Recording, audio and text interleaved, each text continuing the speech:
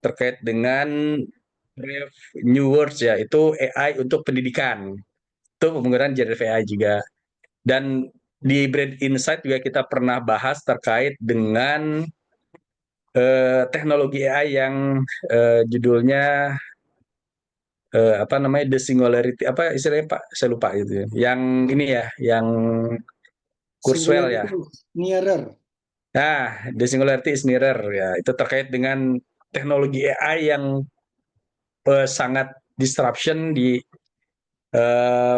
sampai mencapai singularity effect ya. Itu beberapa buku yang pernah kita bahas. Nah, malam ini kita tidak membahas buku, tapi ini menurut saya benar-benar satu satu langkah yang eh, benar sebenarnya kalau terkait dengan generative AI. Karena kalau buku pasti ketinggalan.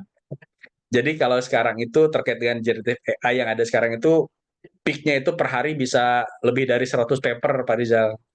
Jadi memang kalau kita pakai buku pasti ketinggalan. Dan ini Pak Rizal itu selalu eh, menginisiasi bahwa kalau untuk beberapa hal seperti ini ya harus kita baca dari jurnal atau laporan-laporan yang ada di ini ya, di paper-paper yang ada di luar, karena itu cepat sekali untuk berubah. Nah, sebelum kita mulai acaranya, perkenalkan saya untuk mereview dulu apa yang sudah kita jalani selama ini. Kita sudah ada di 222 episode ya. Nah, ini beberapa buku yang pernah kita bahas. Jadi ini sangat beragam sekali. Dari mulai buku bisnis, kemudian strategi marketing, leadership, entrepreneurship, operation excellence, teknologi, personal improvement, dan lain-lain. Nah, ini beberapa buku yang sudah kita bahas. Jadi banyak sekali, sudah ada lebih dari 222 buku ya. Mungkin lebih karena kita ada beberapa yang kita lakukan secara offline yang mungkin belum tercatat di sini. Nah, sekarang kita akan masuk ke eh, membahas terkait dengan artikel-artikel yang ada dikumpulkan oleh Pak Rizal atau Bang Izal panggilannya, itu terkait dengan adopsi generative AI di dalam suatu organisasi. Nah, ini sangat perlu sekali ya, karena ini yang sedang hype sekarang, istilahnya itu ini baru bayi gitu ya. Dan bayi kita mau kemana nih arahnya? Nah, ini juga di sini nanti akan apa namanya, dijelaskan juga terkait bagaimana strateginya terutama di level C-level ya, bagaimana arah ke depannya, apa yang harus dilakukan. Nah, ini juga penting mungkin bagi teman-teman yang tergabung di BRID SOS, karena sekarang kita punya satu lagi ini, apa namanya, grup Bang Izal. Kita punya BRID SOS, ini 2 semester nih pelajarannya, BRID on strategi nih, series on strategi, jadi tiap minggu nih. Nah, ini ada beberapa teman yang terkait dengan strategi. Ini mungkin ini sangat bermanfaat mungkin terkait dengan strategi di generative AI yang sekarang. Oke, kemudian jika ada usulan dari teman-teman yang terkait apa aja, apalagi ya buku yang kita bahas, nah ini bisa diusulkan di grup Breed dan kita bisa lihat apa namanya, histori kita di landing page yang ada di bawah ini. Nah, kemudian sebelum kita masuk ke materinya, reviewnya, perkenalan saya untuk memperkenalkan dulu reviewer kita malam ini. Beliau adalah Pak Rizal Bambang Prasetyo atau biasa dipanggil Bang Ijal. Beliau sekarang adalah member of Komite Investasi PT Pertamina Persero, kemudian member of Indonesia Infrastructure Finance IEF Board Commissioner sampai sekarang juga. Kemudian ada di Mandala Finance, dia subsidiary dari MUFG Bank Board of Commissioner juga. Kemudian pernah jadi chairman dari Trimegah Security tahun 2015 sampai 2022. Kemudian pernah jadi managing director di JP Morgan Asia Pasifik tahun 2010 sampai 2012 dan pernah jadi JP Morgan Indonesia Country Manager juga tahun 2008 dan beliau adalah founder dari Karya Salemba 4. Jadi Karya Salemba itu adalah non-profit organisasi untuk memberikan beasiswa ya ke mahasiswa. Ini sudah ada 28.000 mahasiswa yang dibantu ya Pak Bang Zal ya. Dan ini dari 35 university, jadi sudah banyak banget. Dan beliau memang pengalamannya 23 tahun di industri perbankan dan investasi. Dan satu hal yang saya senang sama Bang Ijal karena beliau adalah 5 besar dari analis ekuitas terbaik di Indonesia. Nah, ini kalau teman-teman nanti cari artikelnya pasti ketemu ini. Nah, nanti Bang Ijal akan ditemani oleh Pak Rinaldi Firmansyah. Beliau adalah komisaris utama dari PT Pertamina Hulu Energi, kemudian pernah jadi komisaris independen Indonesia Infrastruktur Finance, dan komisaris independen Bluebird Group. Oh, ini masih sampai sekarang ya. Dan sebelumnya beliau di Direktur Utama PT Telkom Indonesia dari 2007 sampai 2012. Ini Pertamina beruntung sekali punya orang-orang seperti Pak Rizal, Pak Rinaldi nih, luar biasa. Oke, mungkin itu saja pembukaan dari saya. Nanti mungkin ini agendanya, tapi tidak mesti ya seperti ini. Kita opening 10 menit, 20 menit nanti buku review, dan nanti 20 menit dari guest dan komen. Setelah itu kita discussion Q&A sampai jam 21.30. Dan setelah itu jika diinginkan atau dilanjutkan di after party, no record, silakan. Kalau ini tidak ada waktunya, till drop biasanya. Dulu kita record sampai jam 11 malam ya. Tapi ini nggak wajib. Oke, mungkin itu saja. Mari kita dengarkan review dari Bang Ijal. Saya serahkan ke Bang Ijal. Terima kasih banyak. Assalamualaikum warahmatullahi wabarakatuh. Waalaikumsalam warahmatullahi wabarakatuh. Makasih banyak nih Om Denny. Saya share screen sebentar ya. Saya pakai Ya, silakan, keyboard Bang. atau pakai ini ya, pakai Microsoft ya. Ini aja deh coba. Oke, share slideshow from beginning. Gimana? Udah kelihatan belum? Sudah jelas. Oke, Nah, mantap. oke. Oke, selamat malam rekan-rekan, bapak-bapak, ibu-ibu, bro, sis, teman-teman semua. Jadi artikel yang saya kumpulkan itu jumlahnya 448 halaman. Nanti Mas Gatot bisa apa namanya sharing ya, apa namanya tentang topik ini.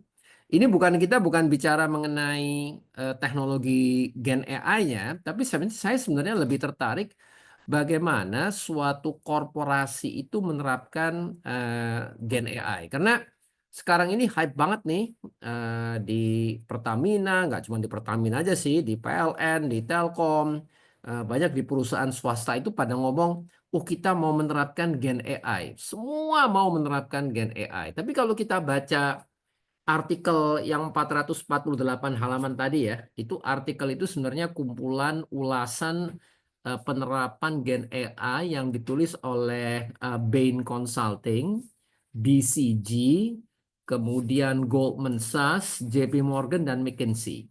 Jadi ini bukan apa namanya bukan semacam teori ya, tapi praktek nyata di lapangannya itu seperti apa gitu ya.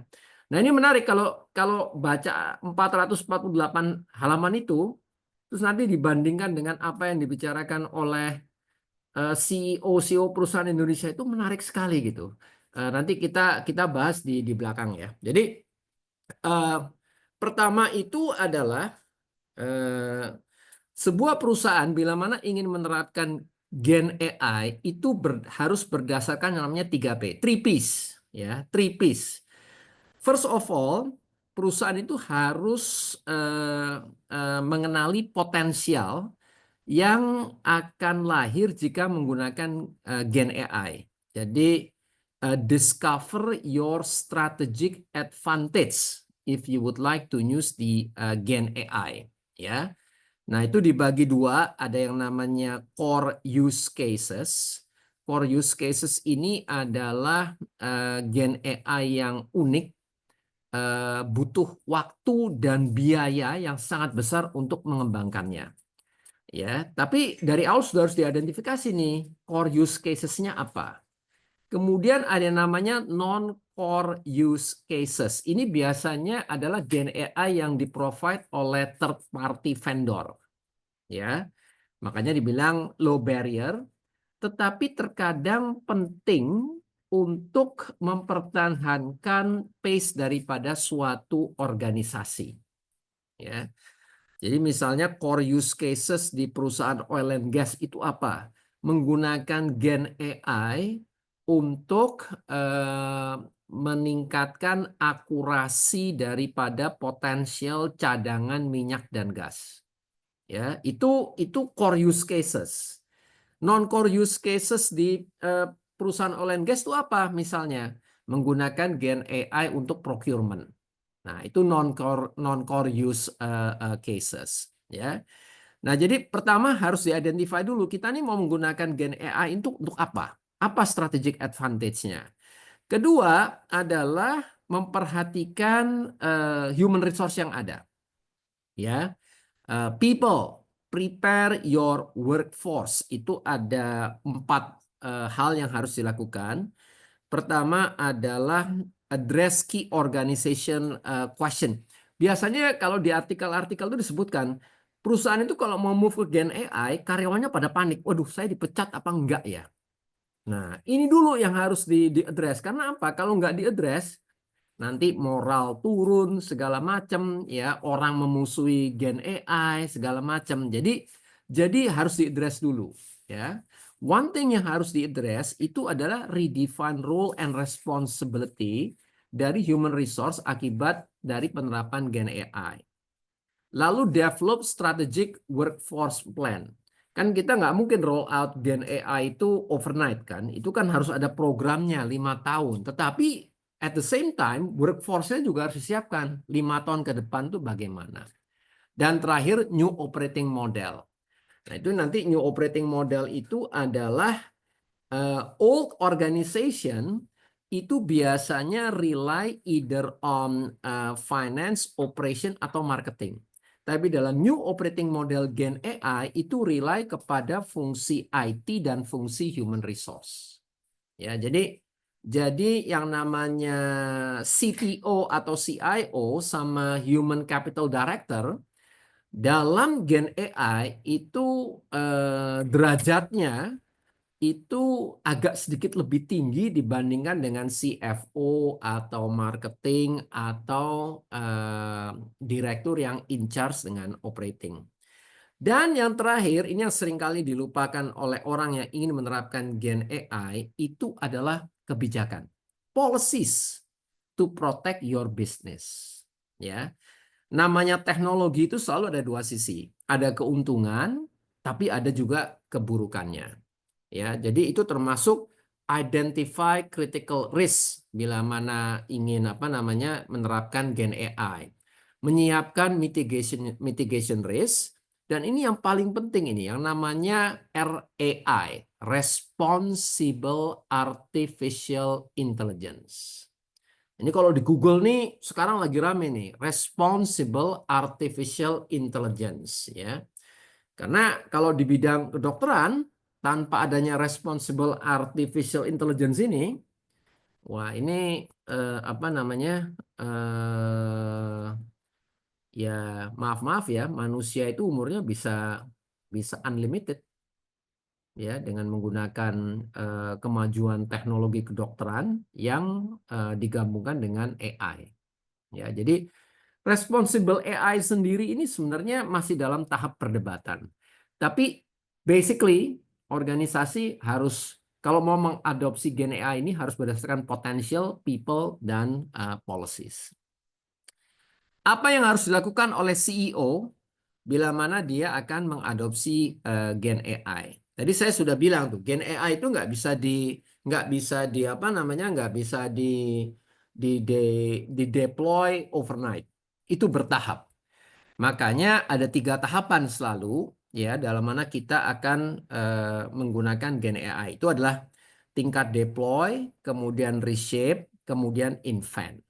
Ya, jadi deploy itu adalah menggunakan yang tadi non-core uses, ya, yang biasanya bisa diperoleh dari third party vendor. Everyone could achieve that, tapi kita juga harus punya supaya organization pace daripada organization itu tetap bisa bersaing, ya.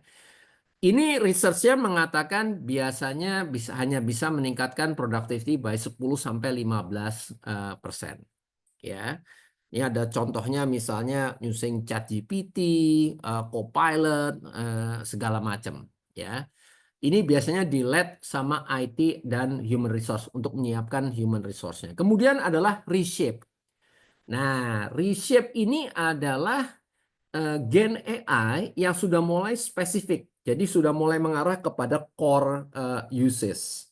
Ya, jadi ini nggak bisa dilakukan kalau workforce-nya itu belum siap.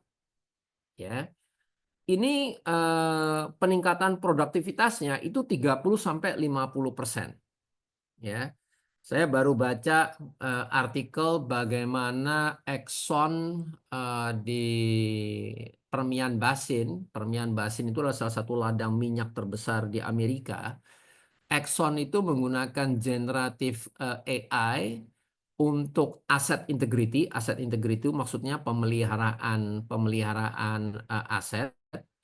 Kemudian meningkatkan produksi, ya, karena kalau di Amerika itu mencari minyak itu dengan cara hidrolik cracking, ya. Jadi eh, horizontal drilling instead of vertical drilling, dan itu mengatur tekanan itu sangat penting karena kalau tekanannya kurang minyaknya nggak keluar, kalau tekanannya berlebih minyaknya juga nggak keluar, begitu, ya. Nah, ini itu adalah mulai mengarah kepada core uses, ya. Jadi involved di proses desain dan itu biasanya di running oleh operasional, ya. Yang terakhir itu adalah Gen AI bisa melahirkan bisnis baru, namanya invent. Ya, jadi ini tahap-tahapannya nih yang harus diperhatikan oleh CEO suatu perusahaan. Ya, tadi sudah berdasarkan 3P. Sekarang sebagai pemimpin perusahaan, dia tuh harus ngerti nih Gen AI-nya ini buat apa. Oke, kita mulai dengan deploy dulu, kemudian reshape, kemudian invent. Ya. Nanti boleh bertanya, ada nggak sih CEO Indonesia yang fully aware nih mengenai 3P sama mengenai tahapan-tahapan ini, cara mendeploy Gen AI. Nanti kita diskusi dan saya harap nanti kakak kelas saya dan guru saya Pak Rinaldi udah join, ya. Apa yang harus dilakukan oleh CIO dan CTO, ya, kalau mau meroll out Gen AI. Nah, the first thing yang dia harus mendefinisikan impact daripada Gen AI dan technical feasibility-nya. Jadi di matrix ini nih ada business impact low, high, kemudian technical feasibility low atau high. Ya. Jadi pertanyaannya itu adalah value creation, ya. Apakah value creation ini low atau high, strategic alignment, ya, kemudian apakah Gen AI ini bisa dipergunakan dengan mudah atau tidak, ya, dan business readiness, ya. Technical feasibility-nya itu adalah data readiness. Ya, namanya Gen AI kalau nggak ada data feed percuma aja, kan.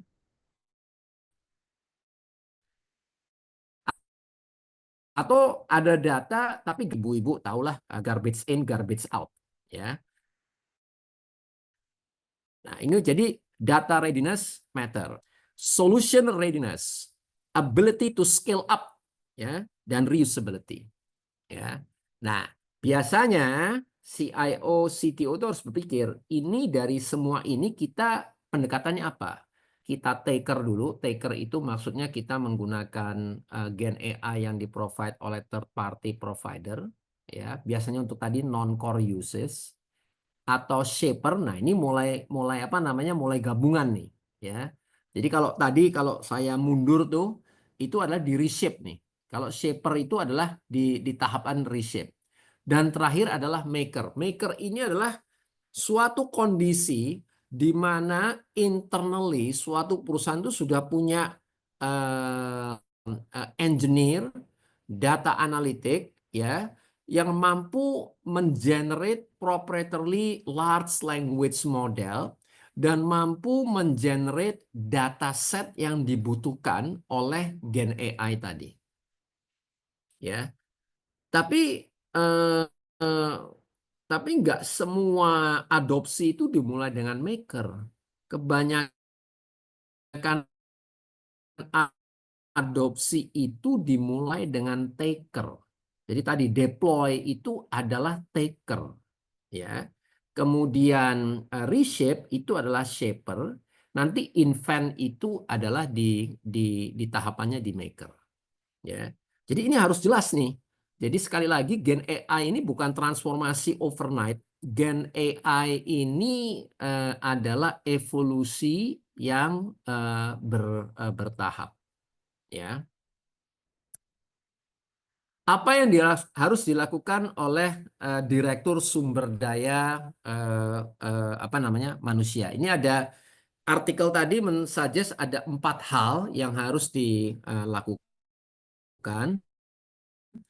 Of course, yang namanya yang dibutuhkan untuk bekerja secara efektif dengan Gen AI, training program itu adalah develop, ya.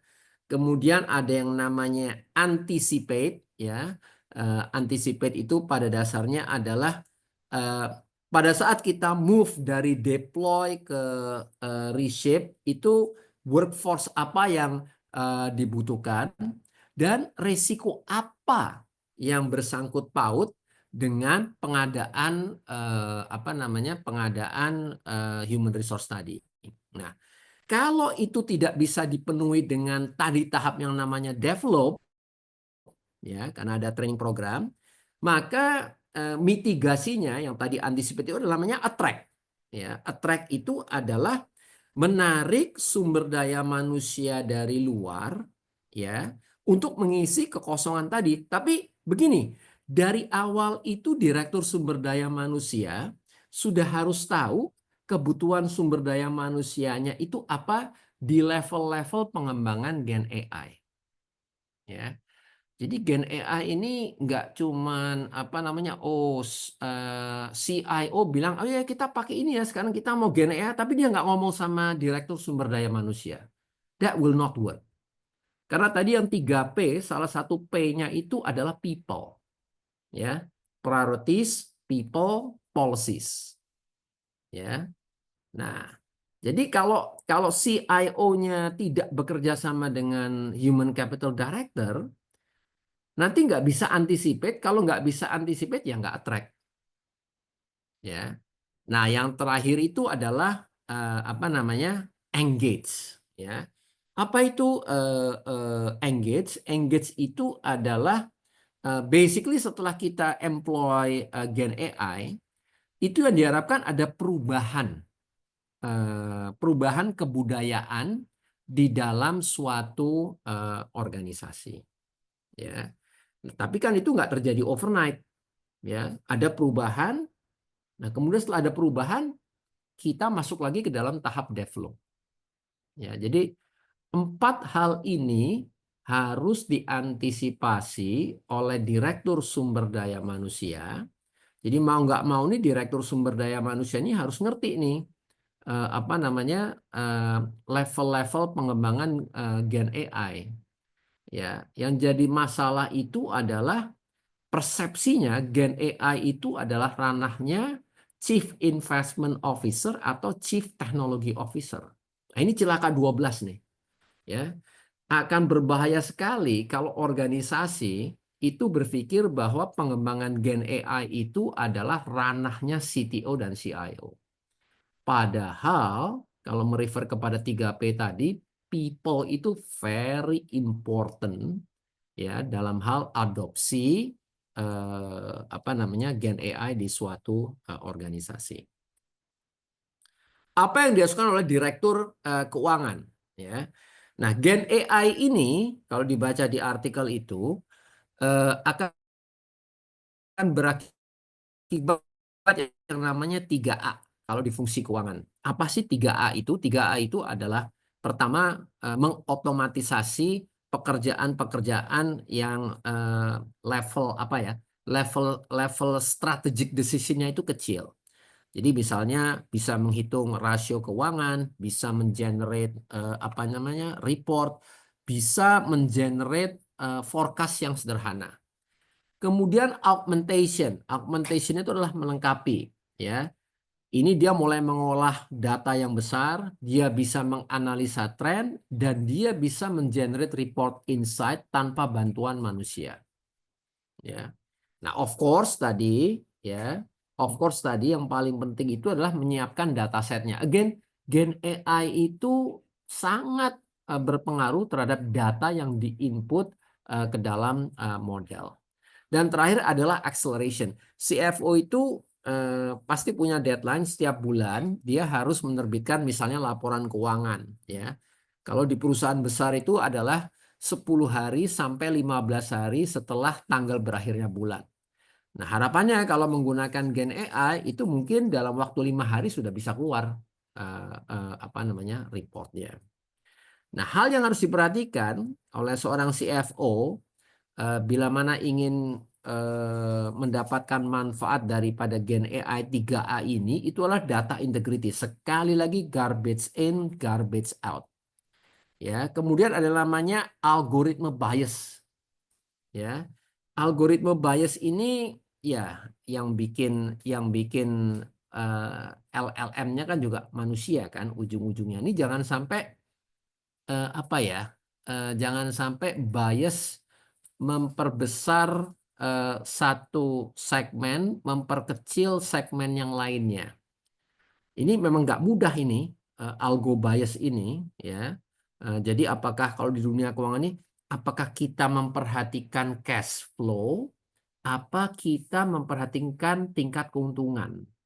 Karena net profit itu bisa berbeda dengan cash flow. Ada perusahaan yang net profit tapi cash flow-nya negatif. Nah, ini mana nih yang harus ditekankan? Dua-duanya penting, tapi jangan sampai ada algo bias. Ya, internal control, siapa yang berhak ya menginput dataset, dan risk appetite. Karena begini, risk appetite itu pentingnya begini. Pada setiap tahap penerapan Gen AI, there is yang ini nggak bisa Gen AI. Ini call-nya harus manusia. Ya, jadi set risk appetite at certain level pengembangan Gen AI itu matter, terutama dalam kaitannya dengan pekerjaan seorang CFO. Terakhir adalah apa yang harus dilakukan oleh Chief Risk Officer. Ya, tadi saya sudah katakan adalah identify risk. Jadi identify risk itu ada dibagi mitigasinya, apakah mitigasinya mudah atau tidak, lalu dampaknya kepada risiko bisnis. Ya, jadi misalnya orang kalau menggunakan Gen AI itu pasti expose kepada cyber security, pasti itu, nggak mungkin nggak, pasti dia expose kepada cyber security. Ya, cyber security itu di artikel ini disebutkan bahwa karena bisa dimitigasi dengan mudah, itu dampaknya kepada bisnis itu eh, tidak terlalu besar, ya. Tetapi ada risiko penggunaan Gen AI yang dampaknya terhadap bisnis nggak terlalu besar, tetapi sukar dimitigasi. Itu apa? Gen AI itu membutuhkan energi yang banyak. Ya, Gen AI itu membutuhkan energi yang banyak. Dan kalau energinya dibangkitkan dengan fosil, bukan dengan renewable, itu CO2 jejak CO2-nya tuh, emisi CO2-nya akan naik. Ya. Nah, secara bisnis mungkin secara P&L ya mungkin kenaikan biaya energi dibandingkan dengan produktivitas, ya, itu masih masuk akal. Dalam masuk akal itu begini, mungkin kenaikan energinya 10% apa 15%, tapi productivity naik 50%. Nah, itu masuk akal. Tetapi kita bicara reputasi. Reputasi dalam hal ini environmental friendly atau tidak, ya. Yang mitigasinya relatif mudah tapi dampak bisnisnya besar itu seperti misalnya kebocoran proprietary data. Tadi saya sudah bilang, dataset yang digunakan di Gen AI itu sangat penting karena garbage in, garbage out. Dan ada yang namanya shadow AI. Nah, ini menarik nih, kasus shadow AI ya. Jadi cyber security yang baru itu adalah hacker itu, oh ini perusahaan menggunakan AI ini, saya akan memasukkan semacam virus yang seolah-olah tuh dia AI. Ya, itu yang namanya shadow apa ini ya namanya shadow AI. Ya. Nah, yang mitigasinya susah dan dampaknya besar itu tadi adalah bias output. Tadi kan kita ngomong algo bias tuh, ya. Ini paling susah nih. Jadi algo bias itu adalah mungkin eh, salah satu resiko yang cukup besar dalam penggunaan Gen AI. Karena kalau sudah algo bias, Gen AI itu tidak akan menghasilkan output seperti yang kita inginkan. Dan mitigasinya kenapa dianggap sulit? Karena memang nggak semua orang ngerti algoritma. Saya juga nggak ngerti algoritma. Dan saya yakin banyak CEO perusahaan besar nggak ngerti algoritma. Ya, jadi ini very technical. Tetapi kalau kita ada algo bias, Gen AI itu menjadi tidak berguna. Ya. Nah, jadi beberapa hal yang harus diperhatikan oleh seorang Chief Risk Officer itu dia harus apa ya bikin semacam charter mengenai norma-norma Gen AI, responsible Gen AI. Set and communicate clear Gen AI use policies. Ya. Nah, ini sanitize sensitive data before training model. Actually ini kenapa penekanannya before training model? Kenapa? Karena pada saat kita pertama menggunakan Gen AI, ya, ini kan coba-coba nih data yang mau dimasukkan tuh apa, ya. Kalau sudah melewati training model, kita sudah expert. Oh, yang dibutuhkan nih datanya adalah ini. Yang ini mungkin nggak usah dimasukkan ke dalam model. Dan improve Gen AI risk assessment capabilities. Nah, ini yang terakhir. Ini menarik nih. Ini pengamatannya Bain Capital, BCG, Goldman, kemudian JP Morgan sama McKinsey. Kenapa perusahaan gagal menerapkan Gen AI? Nomor satu adalah berkaitan dengan people. Itu dulu, ya. Biasanya kasusnya, Gen AI itu ranahnya CIO dan CTO. Ya, tidak ada kerjasama antara CIO dan CTO dengan Direktur Human Capital. Kedua, menerapkan Gen AI untuk keren-kerenan. Ya, jadi nggak jelas nih roadmap-nya apa. Ya, roadmap-nya apa? Saya mau pakai Gen AI itu tujuannya untuk apa? Ya, dimulai dari mana nih? Dari deploy apa memang saya punya kemampuan untuk reshape apa di mana? Tapi saya nggak punya apa namanya clear roadmap yang jelas. Ya, kemudian adalah di policies-nya itu nggak solid. Ya, sehingga apa tadi misalnya terjadi algo bias, kemudian terjadi shadow AI, ya. Jadi policies-nya itu nggak robust. Kalau perusahaan yang bisa sukses menggunakan AI itu apa? Dia clear investment di Gen AI-nya itu apa? Biasanya untuk meningkatkan productivity dengan target minimum kenaikan productivity sebesar 10%. Jadi target itu dia jelas, ya. Apakah dia mulai dengan deploy, apa dia mulai dengan reshape, tapi dia monitor nih productivity gains-nya. Ya. Dan reinvest kenaikan daripada productivity tadi ya untuk further investment di Gen AI. Kedua, dia tahu upscaling. Ya. Jadi nggak langsung menggunakan Gen AI yang maker, tapi mungkin dengan taker dulu, yang third party vendor, kemudian move dengan maker, dan kemudian taker.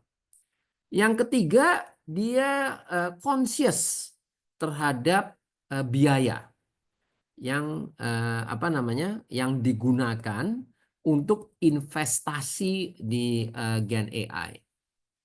Yang keempat, dia build strategic relationship building strategy relationship ini bukan hanya dengan third party vendor, ya, tetapi juga pada saat nanti Gen AI itu masuk ke tahap invent, di mana itu lebih kepada customer face, ya. Jadi untuk kebutuhan customer, maka strategic relationship-nya itu more and more adalah kepada kepuasan pelanggan. Dan yang kelima adalah tadi ada yang namanya charter mengenai responsible AI. Jadi itu yang apa namanya kesimpulan dari 448 halaman tadi. Ini nggak tahu Pak Renaldi udah join belum ya, Mas Denny ya? Kayaknya belum Bang Ijal. Oke. Itu sih Betul. apa namanya kesimpulannya dari 448 halaman secara singkat. Sebenarnya tuh di 448 halaman itu misalnya dijelaskan bagaimana journey menggunakan Gen AI untuk increase customer expectation. Nah, bagaimana Gen AI bisa memicu apa namanya invention segala macam. Tapi pada dasarnya itu. Kalau mungkin Pak Renaldi belum belum belum apa namanya belum join, kita Q&A aja kali ya, Mas Denny. Ya, kita diskusi dulu aja. Biasanya banyak pertanyaan nih dari teman-teman. Itu ada Oke, di chat ada yang terima tanya kasih nih. banyak. Oh, belum ada. Enggak, di Terima chat kasih ada banyak yang tanya nih. Oh, Bang ini Ijal, pertanyaannya. Oke, ya silakan. atas presentasinya, reviewnya. Jadi ini disamarikan nih dari 400 halaman jadi cuma berapa slide tadi ya, 8 slide atau berapa. Jadi ini luar biasa. Kalau teman-teman baca sendiri itu 400, itu artikel loh ya, bayangin itu artikel dikumpulin jadi 400 halaman. Jadi bukan buku. Gimana itu dalamnya itu pabaliutnya gitu istilahnya. Jadi beruntung yang sekarang hadir di sini karena sudah disampaikan oleh Bang Ijal ya. Silakan kalau teman-teman ada pertanyaan kita raise aja, kita ini ya cair aja, fluid. Kalau ada pertanyaan langsung, nah kita diskusikan. Silakan. Biasanya Pak Bulit nih atau Coach Jahan nih. Pak Bulit udah siap tuh kayaknya. Silakan Pak Bulit. Oh, belum. Oke. Jadi ini sebenarnya menarik sekali yang tadi Bang Ijal ceritakan ya. Bahkan emang eh, sebelumnya kita apa namanya kita sempat apa namanya concern ya terkait dengan penggunaan energi yang digunakan oleh blockchain ya karena menggunakan GPU sekarang ternyata dengan adanya AI dan cerita AI itu lebih gila lagi bahkan kemarin ada artikel dari Bloomberg bahwa itu penggunaan data center di seluruh dunia itu sama dengan atau melebihi rata-rata penggunaan energi yang digunakan oleh setiap negara gitu. Jadi itu sudah sangat luar biasa. Nah ini Coach ya sudah present. Silakan Coach ya jika ada pertanyaan kita diskusikan langsung. Eh, saya bukan ingin menyederhanakan ya, tapi kayaknya saya lihat isunya sama dengan digital transformation sih ya, Bang Ijal ya. Soalnya kalau saya lihat itu isunya pertama memang harus set strategic goal-nya apa, dan kalau saya baca banyak riset tentang digital transformation, isunya 85% kegagalan digital transformation adalah karena melupakan aspek manusianya gitu ya. Apakah terlalu menyederhanakan atau memang ada isu lain ketika penerapan AI ini yang di luar pengalaman orang gagal menerapkan digital transformations? Makasih Bang Jal. Sebenarnya kalau AI itu eh, in addition of the workforce, yang harus diperhatikan itu adalah policies-nya, ya.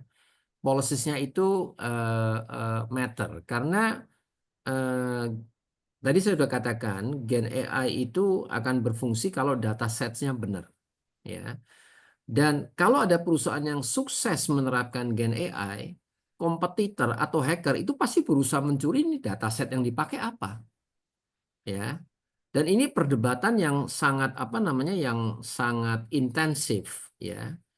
Kalau misalnya Exxon itu sukses menerapkan Gen AI untuk meningkatkan produksi, kemudian Chevron juga sukses meningkatkan produksi dengan menggunakan Gen AI, ya, maka perusahaan yang bisa mencuri dataset daripada Exxon dan Chevron, mencuri ya, itu pasti akan lebih hebat lagi. Ya, resiko daripada penggunaan Gen AI itu dalam hal cyber security-nya itu besar sekali. Kedua adalah algo bias. Nah, ini kalau di digital transformation mungkin algo bias ini nggak terlalu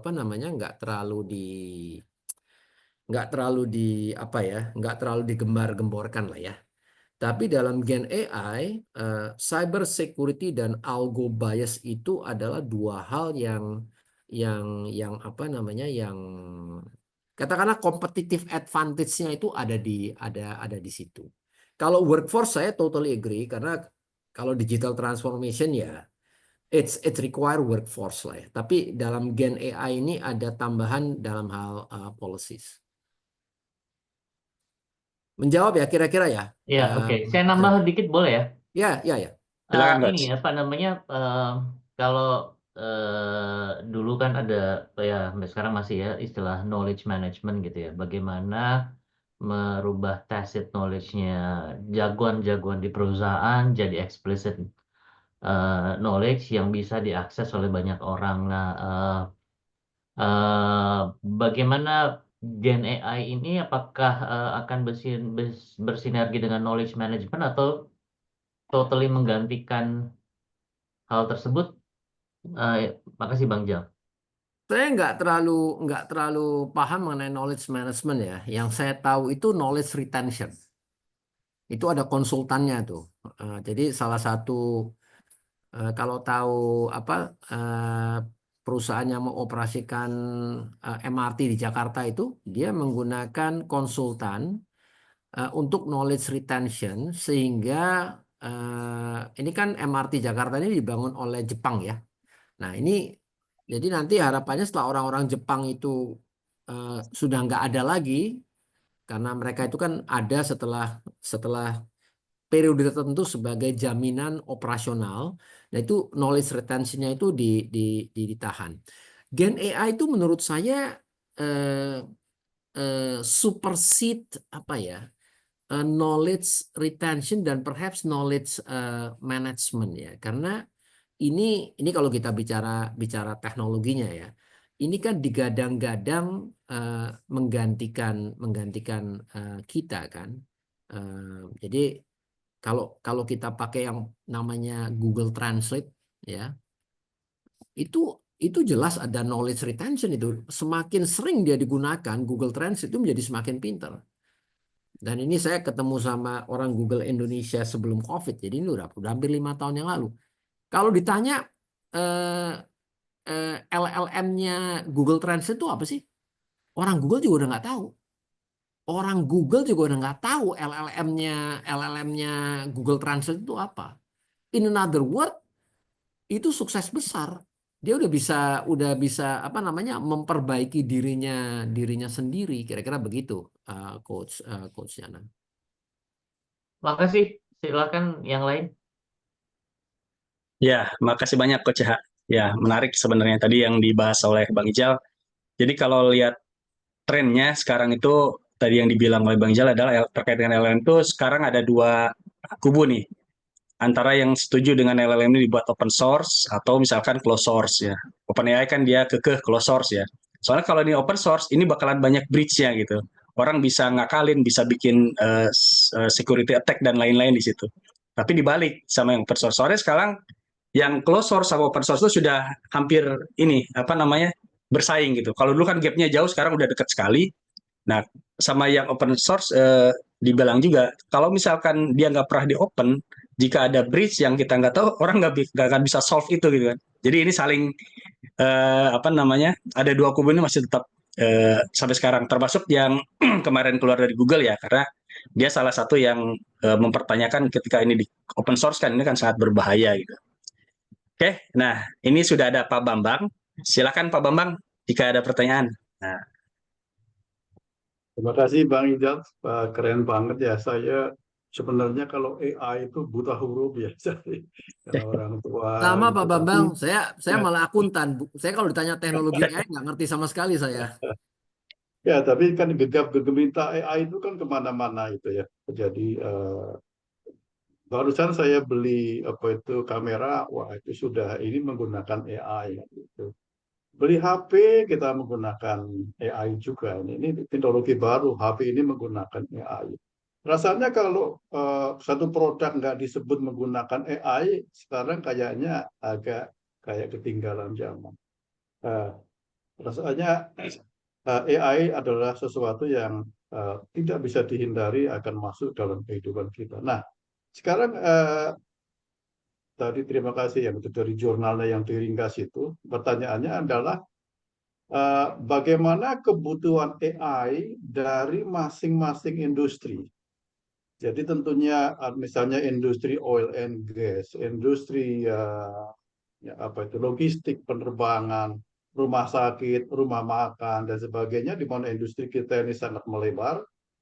Kebutuhan AI-nya tentunya tidak sama yang Bang Ijal itu. Jadi kira-kira era apa area industri mana yang menurut para konsultan itu tadi yang itu kalau tidak melakukan itu, artinya kalau tidak mengembangkan atau menyiapkan dirinya menggunakan Gen AI tadi, one day pasti dia akan ketinggalan zaman. Tapi mungkin ada area-area industri juga yang sebenarnya menggunakan apa tradisional itu juga masih bisa survive sehingga tidak perlu memaksakan diri bahwa kalau saya tidak menggunakan AI, industri saya ketinggalan yang tadi sudah disebutkan ekor-ekornya ya karena itu malah jadi useless dan menghambur-hamburkan banyak biaya.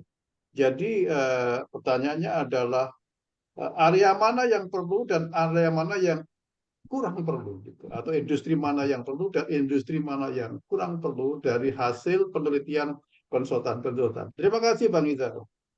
Jadi secara spesifik itu tidak disebutkan. Yang disebutkan itu adalah pemimpin perusahaan harus mengidentifikasikan dirinya sendiri di area mana dia bisa meningkatkan produktivitas kalau menggunakan Gen AI. Karena setiap perusahaan itu kemampuan fungsionalnya itu berbeda-beda Pak Bambang. Ya, jadi ada perusahaan yang secara marketing sudah nomor 1. Ya. Nah, Gen AI ini jangan digunakan untuk yang nomor 1 tadi, tapi di area mana di mana bisa dilakukan leap. Jadi intinya itu di area mana ada productivity gains. Nomor 1 itu. Ya. Kedua adalah di area mana orang-orangnya itu siap menggunakan Gen AI.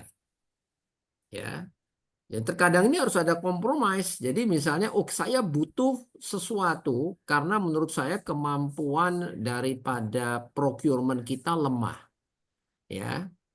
Dan itu banyak third party vendor yang bisa menggunakan Gen AI untuk procurement. Tapi ternyata orang-orang saya juga nggak siap, ya. Jadi ini gimana ini solusinya? Ya, jadi jawaban di artikel itu nggak secara spesifik, oh kalau oil and gas itu kita gunakan Gen AI itu untuk mencari cadangan. Apa di oil and gas itu kita menggunakan Gen AI itu untuk meningkatkan produksi. Ya. Oh apa kalau di area oil and gas itu Gen AI kita gunakan untuk meningkatkan efisiensi produksi. Itu nggak disebutkan Pak Bambang. Jadi CEO-nya yang harus mengidentifikasikan. Nah, kalau dia nggak bisa mengidentifikasikan dari awal, ya itu tadi yang kesalahan nomor 2 tuh Pak Bambang. Gen AI itu dibeli, tapi terus ya buat keren-kerenan aja. Nggak jelas impact-nya ke apa namanya ke productivity gain itu apa.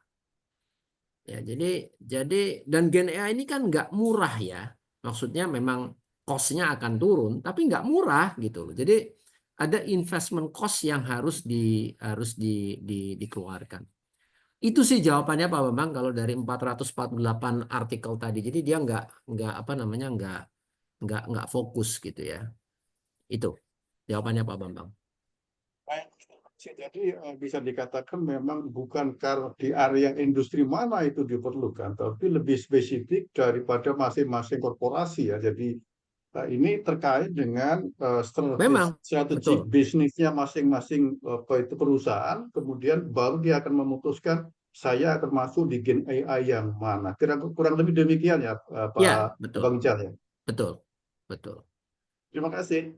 Ya, Mas Denny, saya boleh jawab pertanyaannya Bang Sean Tahir nggak? Bang Sean Tahir ini dia data scientist nih backgroundnya nih. Jadi ini orang-orang serius nih kalau ngomong apa namanya. Saya lihat di chat beliau tanya apakah Gen AI bisa diadopsi dalam perusahaan tanpa problem statement. Karena dalam suatu perusahaan ini explore Gen AI tapi belum tahu Silakan kira Bang Ijal.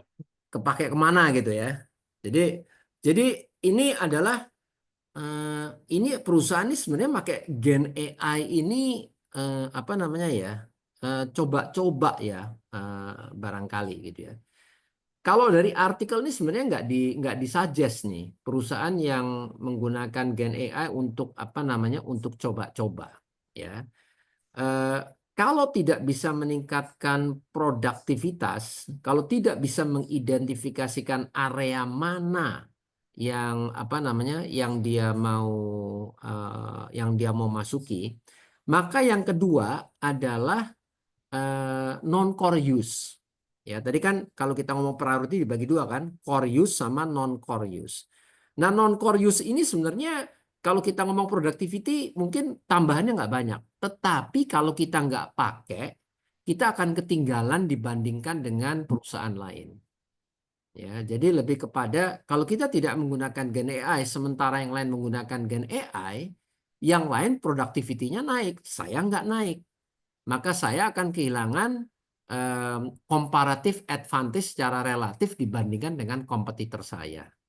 Jadi sebenarnya nggak di-advise sih kalau nggak bisa kuncinya itu bukan mengidentifikasikan problem, tapi tidak bisa mengidentifikasikan di area mana peningkatan produktivitas. Itu sih kalau di artikel itu ditekankan harus bisa mengidentifikasikan di area mana kita mau meningkatkan produktivitas. Moga-moga Mas Sean Tahir bisa jawab ya, bisa terjawab ya pertanyaannya nih. Oke, Bang Denny, kembali ke Oke, Bang Denny. terima kasih banyak Bang Ijal. Ini kayaknya Pak Rinaldi udah join nih, mungkin ya. Kita ke Pak Rinaldi dulu mungkin ya, sebelum ke Pak Bulit lanjut ya nanti ya. Pak Rinaldi udah bisa gabung atau masih nyetir? Saya dengerin dulu, masih Oh, belum. dengerin dulu. Siap, siap Pak Rinaldi. Ya, mungkin kita lanjut dulu. Jadi emang tadi yang Bang Ijal bilang itu emang menarik ya. Emang AI itu jadi magic word sekarang itu. Jadi kalau pengen laku perusahaannya tambahin aja AI belakangnya gitu. Makanya emang mungkin nggak perlu problem statement gitu. Tapi mau nggak mau tadi yang ditanyakan Coach Jaha itu, Coach Jaha apa siapa? Pak Bambang adalah mau nggak mau AI itu nanti seperti Gen AI itu seperti internet Pak Bambang. Jadi mau nggak mau semua orang nanti pasti menggunakan itu. Dipaksa atau tidak dipaksa, mungkin masuknya bukan sebagai core kompetensi tadi, tapi bisa masuk di bisnis prosesnya atau bahkan perusahaannya tidak menggunakan AI tapi karyawannya sudah menggunakan AI biasanya. Dan ini tidak aneh gitu. Even kita mungkin sekarang sudah pakai ChatGPT semua ya, tapi ChatGPT sendiri dia bilang hanya 20% yang subscription sama dia. Jadi 80% pengguna itu nggak bayar gitu. Ya, hal-hal seperti itu mungkin yang buat nanti AI yang mendarah daging gitu. Kalau sekarang kita tanpa Google nggak bisa nyari apa-apa, tanpa Google Map kita nggak bisa nyari jalan, mungkin nanti tanpa ChatGPT hilang, kita bingung mau jawab sesuatu gitu. Ya mungkin itulah apa namanya adopsi AI yang semakin cepat, meskipun secara organisasi mungkin di Indonesia termasuk yang lambat ya dalam mengadopsi itu. Silakan Pak Bulit, mungkin tadi ada pertanyaan dari Pak Bulit dulu sebelum kita nanti ke Pak Rinaldi kalau sudah ada waktunya sudah agak enakan. Baik, baik. Terima kasih, Mas Denny. Salam kenal, Pak Rizal. Terima kasih banyak atas paparan yang luar biasa. Mungkin yang saya mau tanyakan ini adalah dari saya tadi ngelihat sebentar itu artikelnya, terus mendengar paparannya Bang Rizal juga itu lebih, kalau saya lihat banyak ngambil kasus yang sifatnya enterprise ya Pak ya. Jadi company yang besar gitu dengan resources yang banyak.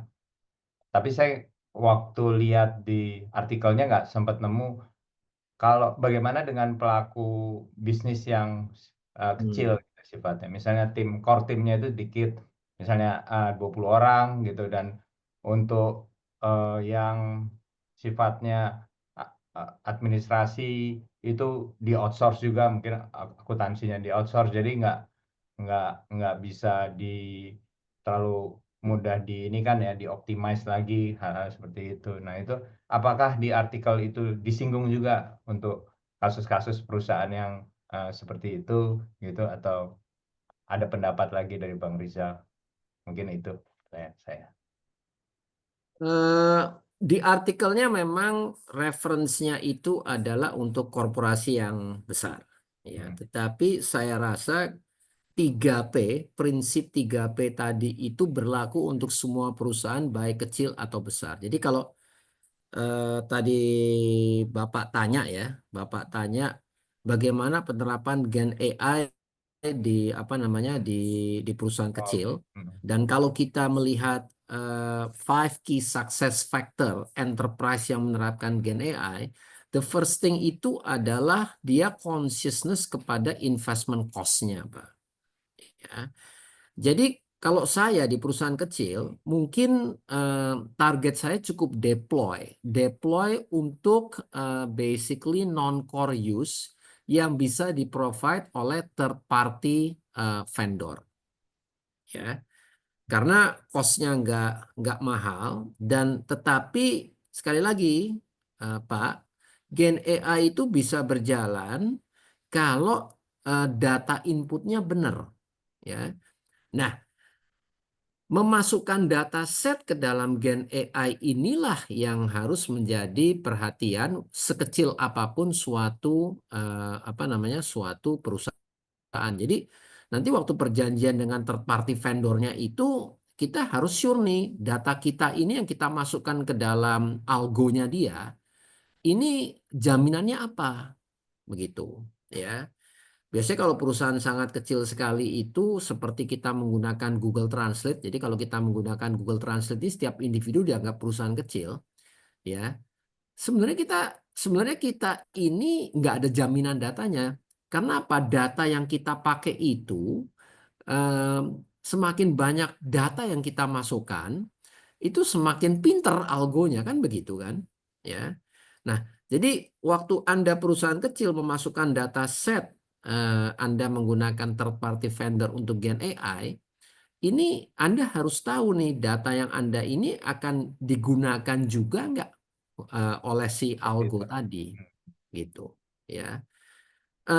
Nggak apa-apa juga sih kalau data itu digunakan, karena nanti kan feedbacknya Anda bisa menjadi lebih pintar, gitu ya. Tapi just make sure aja kalau Anda di perusahaan kecil menggunakan Gen AI untuk tahap deploy, ya, jangan sampai Gen AI-nya itu dijadikan comparative advantage. Kalau istilah CFO itu Gen AI-nya hanya untuk automation aja, Pak. Ya, tapi jangan dijadikan comparative advantage, dan tidak akan pernah bisa menjadi comparative advantage. Karena apa? Karena algonya itu di-provide oleh third party provider in which kompetitor Anda juga bisa dengan cepat mengakses itu. Gitu Pak, kira-kira answer your question nggak, Pak Budi? Ya. Artinya memang investment menjadi kunci ya kalau untuk size perusahaan yang bukan enterprise. Jadi bagaimana bisa istilahnya efektif dari hal investasi dan kehati-hatian juga, dua hal itu. Terima kasih Bang Riza. Ya. Bang Denny, itu ada pertanyaan Ya, dari Mas Bayu ini Pertamina. ya ini nyambung nih kayaknya sama pertanyaan tadi Pak Bulit nih terkait dengan data ya. Silakan Bang Ijal Ya, tentang jadi mau kedaulatan ya. tanya tentang data sovereignty saat kita mengolah data dengan Gen AI, apakah bisa terjamin? Apakah jaminan keamanannya berupa promise dari service provider atau secara teknikal memang guaranteed? Jadi ini balik lagi. Ini balik lagi adalah Gen AI itu ada di stage mana? Ya, ada di stage deploy, ada state reshape, atau ada di set invent, ya. Memang kalau pada saat stage deploy dan kita mengambil posisi sebagai taker menggunakan third party provider, itu kita harus tahu bahwa dataset yang kita gunakan itu nggak ada jaminannya. Ya, karena kan kita menggunakan algo yang di-create oleh third party provider. Itu nggak ada jaminannya. Tapi di korporasi besar, di mana Gen AI itu dijadikan sebagai competitive advantage, ya, itu biasanya sudah masuk ke dalam level reshape atau level invent. Nah, kalau sudah masuk kepada level reshape dan invent, algonya tidak lagi dibuat oleh third party. Algonya itu sudah dibuat oleh internal corporation. Ya. Apakah ada kemungkinan kebocoran? Oh, ada. Itu tadi security breach, ya. Orang itu dalam Gen AI mencuri itu dua yang diincar, dataset sama algonya yang mau dicuri. Ya, jadi kalau sudah dalam level reshape dan invent, karena kita menggunakan kita menggunakan algo yang kita create sendiri, tidak lagi menggunakan third party third party provider.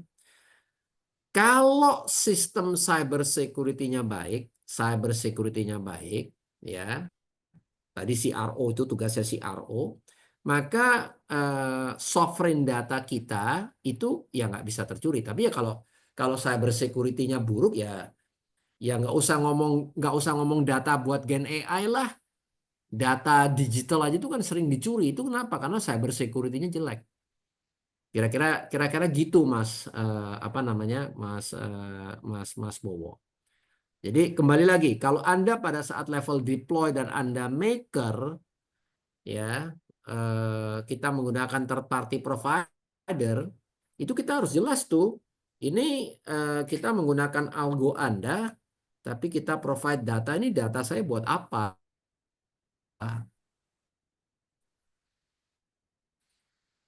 Ya, most likely jawabannya ya, tetapi akan kami gunakan untuk meningkatkan kemampuan algo kami. Begitu. Ya. Makanya kalau di level deploy sama pakai maker, jangan gunakan Gen AI untuk competitive advantage. Itu sih yang paling penting yang harus yang diminta oleh artikel ini adalah when you are in the early stage, ya, jangan menempatkan Gen AI ini sebagai competitive advantage Anda karena pasti gampang ditiru orang. Itu kira-kira begitu sih maknanya.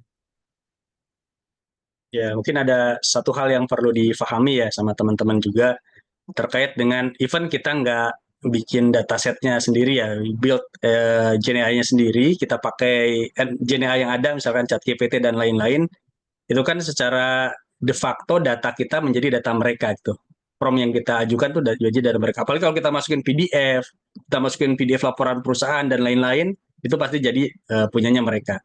Dulu kan pernah ada kejadian yang Samsung ya menggunakan ChatGPT untuk development software-nya. Akhirnya kan software-nya kekirim ke ChatGPT semua kan. Itu kan padahal private kan. Nah, itu nggak boleh sebenarnya. Meskipun ada termnya ketika kita menggunakan yang berbayar, mereka bilang itu tidak akan digunakan untuk ngetrain algoritma mereka itu. Ada term itu. Tapi kalau misalkan NEC minta dibuka datanya, siapa sih ini datanya dari perusahaan A, itu bisa aja terjadi gitu kan. Nah, hal-hal seperti itu yang harus difahami bahwa ketika kita even menggunakan Gen AI yang ada sekarang, hati-hati dengan data kita. Karena data kita sudah bukan punya kita lagi ketika kita menggunakan Gen AI yang third party. Nah, ini mungkin nyambung dengan pertanyaan berikutnya dari Mas Sintaher lagi, Pak Rizal. Nih ada pertanyaan berikutnya. Ya, kebetulan ada beberapa perusahaan seperti bank yang hati-hati dengan data securities. ChatGPT ini kan dalam bentuk cloud dan banyak bank masih tidak percaya dengan security-nya. Apakah make sense untuk membuat Gen AI dengan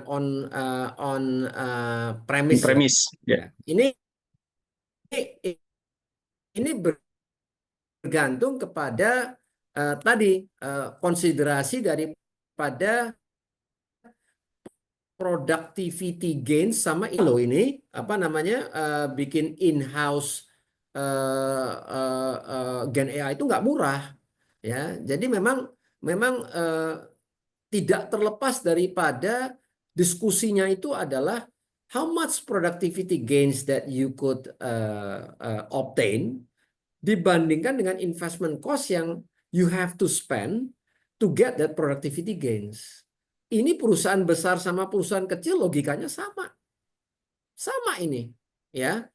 Makanya tadi kalau jawaban perusahaan kecil, ya kalau productivity gains-nya dalam rupiah itu nggak make sense, ya investment cost-nya juga diperhatikan. Nah, ini juga sama nih jawaban pertanyaannya tadi, gitu kan. Eh, jadi gini, saya itu selalu percaya adalah ya kalau kita pakai ChatGPT, ya, that is not comparative advantage. It's not comparative advantage. Kenapa? Karena semua orang itu bisa pakai servis itu. Kira-kira begitulah ya. Jadi ya itu bisa meningkatkan quality of service for a short period of time because other competitors have not used that. Ya, relatively ini secara relatif aja, bukan secara nominal. You looks great gitu loh, kira-kira gitu. Ya, you looks great, kira-kira gitu. Ya, tapi it's just a matter of time karena harga ChatGPT ini kan juga kurvanya akan turun kan, ya kan? Everyone can use ChatGPT. So what is your comparative advantage? Begitu. Jadi memang perusahaan besar itu nanti mau nggak mau investment cost-nya memang makin lama makin mahal karena dia harus menyiapkan, ini kalau bahasanya Mas Sean Taher ini adalah in-house Gen AI, dan itu nggak murah, sama sekali. Begitu. Gitu Mas Sean, jawaban saya secara basic ya Mas Sean ya. Saya terus terang kalau mengenai teknologi, Mas Sean sebagai data scientist lebih paham lah daripada saya. Ya, jadi benar kata Bang Ijal tadi. Harga ChatGPT itu sekarang udah 1/10-nya ketika dia launching pertama kali, Bang Ijal. Jadi udah murah banget. Next-nya pasti lebih murah lagi itu. Ya. Cuma ya tadi ya, ini terkait dengan bridge itu hati-hati. Jadi bridge-nya tidak hanya dari hacker atau yang lainnya ya, tapi dari data itu sendiri, apalagi data perbankan, biasanya kan data private ya. Ketika dikirim ke ChatGPT, pasti ChatGPT tahu data kita gitu. Nah, biasanya di perbankan, kita punya beberapa klien juga ya, perbankan atau government itu mereka datanya nggak mau keluar. Even medical ya, medical tuh nggak boleh data keluar negeri ya. Nah, itu harus tetap di Indonesia, bahkan nggak boleh keluar dari corporate atau misalkan organisasinya. Nah, itu mau tidak mau memang solusinya memang harus on premise. Cuma tadi harus dibalikin lagi. Benar nggak menjawab problem statement yang tadi itu? Kita benar-benar butuh nggak sih? Karena untuk bikin on premise ini benar-benar besar sekali. Benar kata Bang Ijal tadi. Itu besar sekali dan mungkin kita tidak bisa menyediakan infrastrukturnya sesegera mungkin. Karena kita saingan misalkan untuk pengadaan GPU aja, saingan dengan Meta, saingan dengan Tesla gitu kan. Itu punyanya Nvidia diborong sama mereka semua. Even kalau kita beli itu bisa inden 1 tahun. Nah itu dan itu harganya mahal sekali. Sebagai gambaran aja misalkan H100 FOB Indonesia itu bisa 1 M harganya. Itu GPU-nya aja, belum sama servernya ya, belum sama modelnya dan lain-lain. Ya itulah. Sedangkan untuk develop Gen AI itu butuh beberapa GPU, mungkin belasan juga. Nah itu harus dipertimbangkan. Nah ini ada pertanyaan lagi dari Mas Yandi terkait dengan, nah ini silakan Bang Ijal, IT government. Oke. Jadi di artikel itu saya sengaja nggak tampilkan slide-nya, tapi di artikel itu ada yang namanya responsible AI. Saya tunjukin di halaman berapa ya di PDF-nya ya, sebentar. Saya akan cari di PDF-nya itu, sebentar.